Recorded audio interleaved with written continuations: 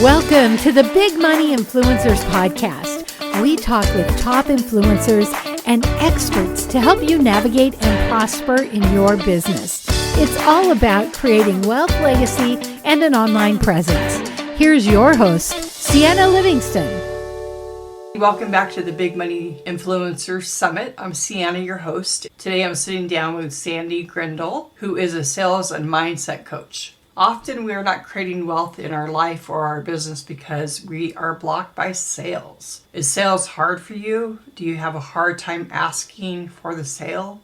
If not, maybe you want to skip this. No, don't skip it. This is a great training. I'm excited to be sharing space with Sandie, who is going to be talking about bringing more money into your life, creating wealth. Welcome, Sandie.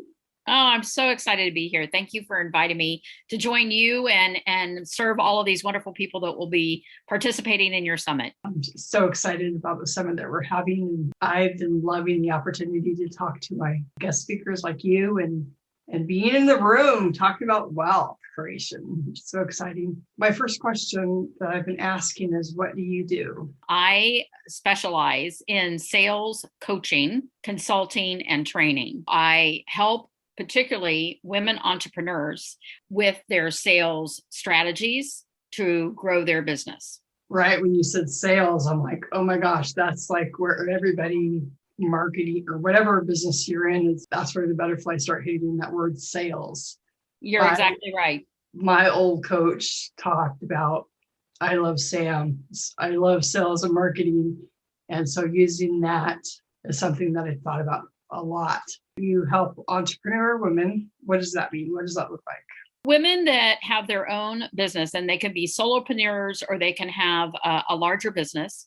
And they just know that in what they are doing, that they're bumping up against a wall. And it has a lot to do with selling. A lot of people have mindsets and thoughts around selling, that it's sleazy, slimy, gross. They don't want to be the used car salesperson. They don't want to have to twist people's arms to get them to purchase from them or engage in their products or services. So what I really do is I work with people to help them identify around 4 areas of their business. I work with the mindset, of course, which is probably where we're going to spend some time today, because that really is the first barrier you need to get through.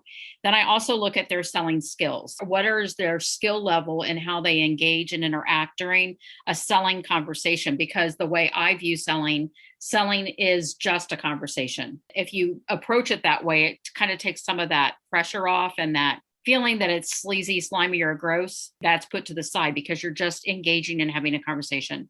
And then I work with them on processes. What sales process do they have in place? And also, how are they implementing that? I look at those 4 areas as I'm working with female entrepreneurs, again, solopreneurs, or women that have businesses where they are doing the selling or others within the organization are selling for them.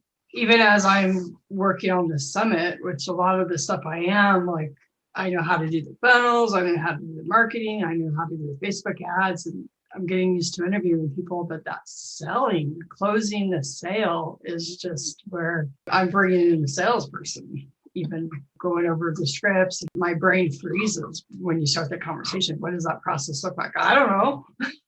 So it's so important. When you think about wealth, what does that mean to you? It's really not so much about me personally. I think about wealth from the perspective of, what am I able to then do for others around me, whether it be family, friends, but also for the community at large. I have a lot of charities, my church and other churches that we like to support. That is where a large part of my wealth goes to, is really supporting those causes that are near and dear to my heart. For me, I want to be able to be in a financial position where it allows me to really give back to the community and give back to others. My parents are very big at making sure that when they built their wealth, it was important to them to be able to help others that were less fortunate than they were. And so I was raised that way, to be thinking about not me first, but others first. That's what wealth means to me, is how I can serve other people and raise their life standards, not just my own. Awesome. So you talked about a sales process and sharing a sales process. What does that look like? A little bit of backstory about me and why I'm so passionate about sales and selling. I was the first female hired by a Fortune 500 company. I was expected to walk, talk, dress, and act like the men. Well, I found very quickly that just didn't fit how I'm wired. I needed to find a way that I could be as successful as the men were, or more successful, by finding a process that was more natural and aligned with who I am. So you mentioned earlier about using sales scripts. I don't believe in sales scripts, because sales scripts to me, by being so cut and dry and following like this recipe, that in and of itself puts a block and a barrier between you and the people you're talking to. So I'm much more about finding a way that's very natural for you, that when you are engaging with people, it's your sincerity, it's who you are authentically, it's your desire to serve them with your product or service. If you believe in what you do and you know that people need that, then it really isn't that you're trying to convince them of something. It's really that you're serving them so their life can be better. So it's coming from a different perspective. There's more conversation around that now in the sales world than there used to be when I first started selling over 40 years ago. So things have changed quite a bit, but by really becoming my authentic self in the way I approached people and the way I engaged in learning about what their needs were, what they were trying to accomplish, how they could best grow their business, I found that allowed me to be very successful in selling. So I'm bringing that 40 years of experience, both inside of corporations and in having my own consulting and training business, to people that I serve now, to women that I serve now, helping them see how they can be who they are first and foremost, and how they can bring their personality, their authentic style to the conversation in order to serve others. What are often like the blocks? Like a lot of times, like even for me personally, I have these issues, and there's a lot of fear that goes into like selling or pitching, like you talked about it before. But what are some of the most common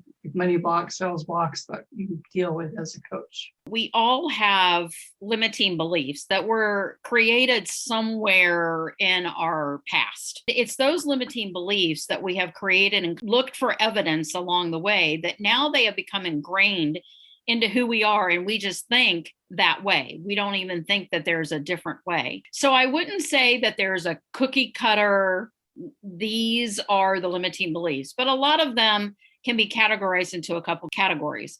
One is, I just don't think that I'm worthy or deserving of being successful. That stimulated or came from something that happened in the past that had this person start to believe this story, and that becomes a block. So when they get in the sales conversation and try to move forward in that conversation, all of a sudden, I'm not deserving of this person's money, comes up between them and creates that barrier or that block. That can be one. Another is around money in and of itself. Some people believe that, especially if you're doing a service or a ministry type based business, a lot of people have this misperception that we're not meant to be successful or have wealth. And that goes right to what you're talking about. And that couldn't be further from the truth. You know, we're all designed to be successful, and we're all designed to be able to prosper. That's very clearly stated in many different ways and forms. Those are the things that I think about. And what I like to do, I'm a visual kind of person. So I like to share with people, if there's a peephole in the door, that little peephole that you look through to see what's on the other side. Well, you know, you are very limited in what you're able to see on the other side because, you know, it's kind of a straight out view. So you can't really see anything right or left. You can only see what's straight ahead. And that's kind of what limiting beliefs do. They start to shrink your view of what is even possible. And one of the things that really gets me riled up, sometimes women in particular, and since that's the audience that I deal with most, have these messages about what they deserve to have or what they desire to have. And so they allow the voices of others or from the past to really limit them in having and achieving all that they're possible of having and achieving. So really harnessing their power within, but not in a strong arm kind of way, with that balance of feminine grace. So it's feminine power and feminine grace. Learn the secrets entrepreneurs can use to create wealth and legacy. Discover exactly how the top 1% are building financial success, wealth, and a legacy quickly in their business. These are the only secrets you need to create wealth and legacy when it comes to building your online presence. When you visit bigmoneyinfluencerlive.com, you will get free access to the exclusive Big Money Influencers Live Business Kit. It teaches proven secret strategies that successful entrepreneurs are using daily to create wealth and legacy in their business. Foolproof methods established business owners are using to live and build wealth and legacy. We know you're busy, so we have convenient audios, which include foolproof methods established business owners use to build wealth and legacy. Easy to follow binder notes. And if you're ready to 10x your online presence or ready to take your business online, you can book a call and discover how to get started. Visit bigmoneyinfluencerlive.com. That's bigmoneyinfluencerlive.com. Harnessing their power within, but not in a strong arm kind of way, with that balance of feminine grace. So it's feminine power and feminine grace. That's nice. As far as breaking down some of those limiting beliefs, what are some of the processes that you would take someone through? I actually have created a 4-part process that really takes people through identifying, so recognizing and beginning to release what those limiting beliefs are. So the first step in anything is recognizing what is blocking you. And so when I do my intake process with clients that are going to work with me, I really ask a lot of questions to find out, where are those blocks that are keeping them from moving forward. So once we can recognize what the limiting belief or the block is, and we can start to release it. We can say, okay, you've served me well in some aspects of my life up to now, but now it's time to let you go. And it's okay to let those things go. And then the next thing that I do with them, so that's the first R, is the release. The second is the reframe. So we start to look at, what is that limiting belief? Where did we collect and how did we collect that evidence that had that become this belief that has really dictated the way that we operate? And how do we start to reframe that in a way to really understand whether or not that limiting belief is actually true? So we start to challenge the validity of that limiting belief by reframing it some. And then the next step is we start to replace. So we look at, how can we replace that limiting belief that we had with one that is going to allow us to have the life that we want, the success that we want, meet the goals that we want. So we really start to then replace that limiting belief with an empowering one. And then the last step is to restore. So we've had this belief system in place for a really long time, right? It's like as natural as breathing. So then we need to put things in place that allow this new empowering belief to become as grounded in our life as that limiting belief was. So now we're restoring our belief system, but not in a limiting way, but in an empowering way. So that's the process that I take people through to really have them dig deep. And it's interesting because as I start to work with women in this process, we think that we've tackled many of the limiting beliefs that are holding them back, and then another one will rear its ugly head. So that's why I said, it's really difficult to say these are the set limiting beliefs, because it really depends. All of us are unique. All of our journeys have been very different. And so it really depends on what baggage we've picked up along the way that has altered our belief system, and how we need to let go of that baggage that is really holding us back. Oh, yeah, that's definitely, I believe that's the difference between people that are creating wealth and wanting to create wealth, but not able to. Mm-hmm. Definitely in the mindset. I was having a conversation with one of my other speakers, and we were talking about subconscious. Believing these beliefs that we might have set when we were little kids. Right. That's really, really important to be able to unpack that baggage and throw it away. Exactly. I mean, it hasn't been serving us for a long time. It's just become a habit. It's just become what has been normal for us. And sometimes we don't even realize it until somebody, a mindset coach or a counselor or someone really walks us through and has us start to look at things from a different perspective, and how those things have been holding us back. how are these beliefs, if you're somebody that's working a 9 to 5 in the corporate world, how can these limiting beliefs hold you back in your career? The same way it can for an entrepreneur. If they have a limiting belief, let's say I have a limiting belief about relationships, just relationships in general, not an intimate relationship, but just relationships in general. I'm going to use myself as an example. I had beliefs around what men were going to be like and how they were going to treat me in the workplace. And because I was one of the first females hired by this company, well, I was the first female hired by this company, some of the ways that I was being treated, the limiting belief I already had in place, were being confirmed. So then I operated in a way that was not necessarily best for me because I was bumping up against those beliefs of these other people. And they were influencing then how I was being. And it was becoming this spiral effect. If you are working in a 9 to 5 job, or if you're an entrepreneur and you have these limiting beliefs around relationships, and you see yourself having like this same story repeated over and over and over again, it's probably because a belief system you hold is tainting the situation. And until you change that script, or until you change how you're interacting with other people, you're going to keep bumping up against that same limiting belief. I'm not sure if that was clear and made sense. Made sense to me. Okay, good. We run into things like that all the time. It can be our personal relationships. It can be our work relationships, how we view money. Maybe my view of money means that I need to continue playing small. And I don't ask for the promotion because A, I don't think I deserve it. B, I don't think I'm worthy of that money. So some of the same conversations can be had whether you're an entrepreneur or whether you're working in a corporate environment. It's the same conversation. It's just the context that's changing, not necessarily, the mindset or the belief system. I have one last question. Do you have any tips or strategies or anything that would be helpful for the audience? That would be awesome.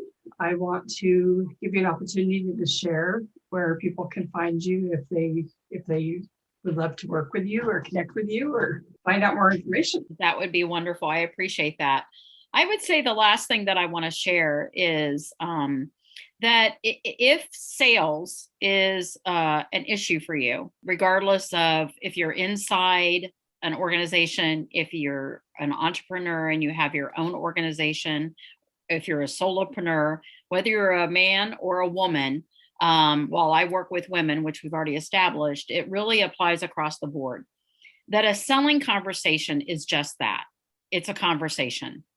And if you keep in mind that your job during that conversation is to serve the person that you're talking to, is to find out what their needs are, how you can satisfy their needs. And if you can't, then being honest and open about that maybe we're not the best fit. You're going to earn more credibility, and that's going to provide you with more opportunities for referrals because they see that you are coming from a very authentic and genuine place. So I would say, that in and of itself, if people can be more genuine in how they're having selling conversations and approaching it as a conversation to serve, they're just through that alone, they're going to start to view selling different and have success. The best way to get in touch with me is through my LinkedIn page. You can find me on LinkedIn, Sandie, Sandie Grindel, Grindel. And that's the best way I connect with most people. Well, thank you so much, Sandie, for being with us today. I appreciate you very much. I appreciate you, Sienna. I am so glad that you thought of me and invited me to be a part of this Wealth Summit. Absolutely. I love that blessed beyond measure. Have a blessed day. Thank you. Thank you. You do the same. To discover the secrets entrepreneurs are using to create wealth and legacy, visit bigmoneyinfluencerslive.com. And here's a big ask. If you love this podcast, will you take a minute to subscribe, review, and give us a 5-star rating? Be sure and share with your friends and family. And thank you for listening.